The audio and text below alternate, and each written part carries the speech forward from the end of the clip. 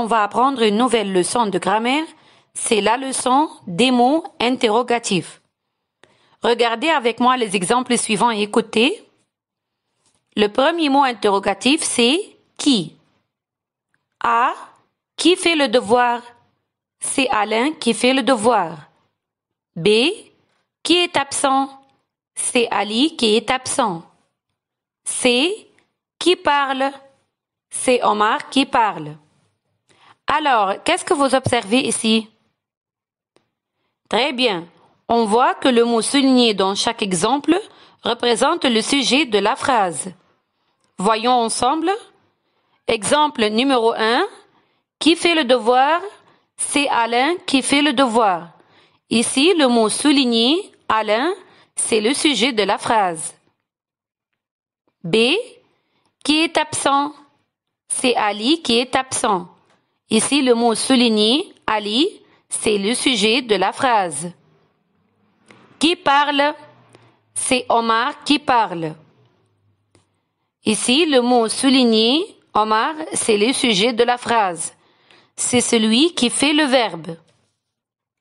C'est-à-dire que le mot interrogatif qui est utilisé pour demander le sujet.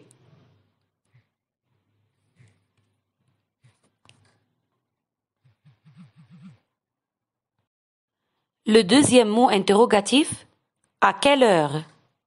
Écoutez bien les phrases. A. À quelle heure l'avion décolle? À 5h25.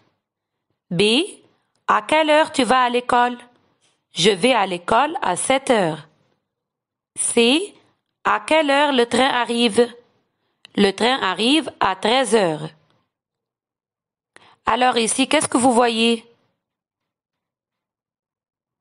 Bravo! On voit ici que tous les mots soulignés dans chaque exemple représentent une heure précise. Par exemple, regardez la première phrase.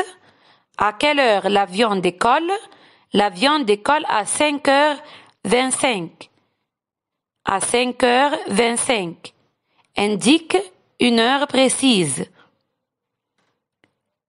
La deuxième phrase. À quelle heure tu vas à l'école? Je vais à l'école à 7h. Ici, le mot souligné à 7h indique une heure précise. C. À quelle heure le train arrive? Le train arrive à 13h. Le mot souligné ici à 13h. Alors, ici, on peut dire que le mot interrogatif à quelle heure est utilisé pour demander une heure précise ou un temps précis. Le troisième mot interrogatif, c'est quand. Écoutez bien les phrases. A. Ton anniversaire, c'est quand? C'est le 8 octobre. B. Quand vas-tu au club? Je vais au club le vendredi. C. Quand voyages-tu à Paris? Je voyage à Paris en été.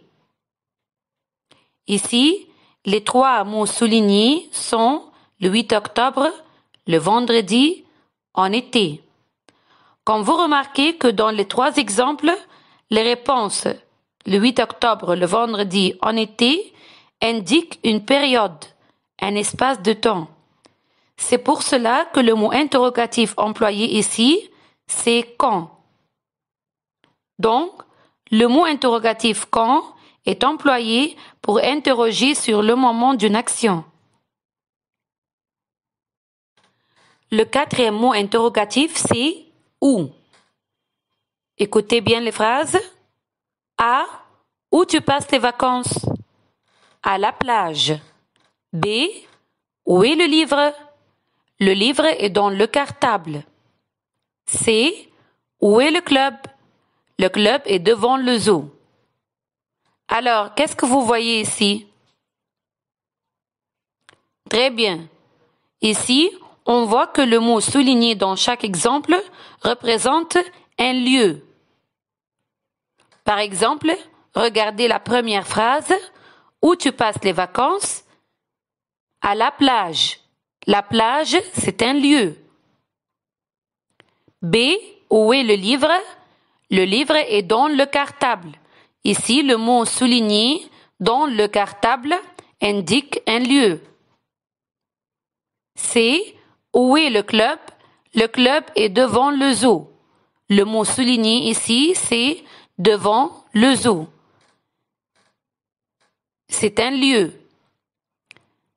Alors, ici, on peut dire que le mot interrogatif où est utilisé pour demander un lieu. Le cinquième mot interrogatif, c'est pourquoi.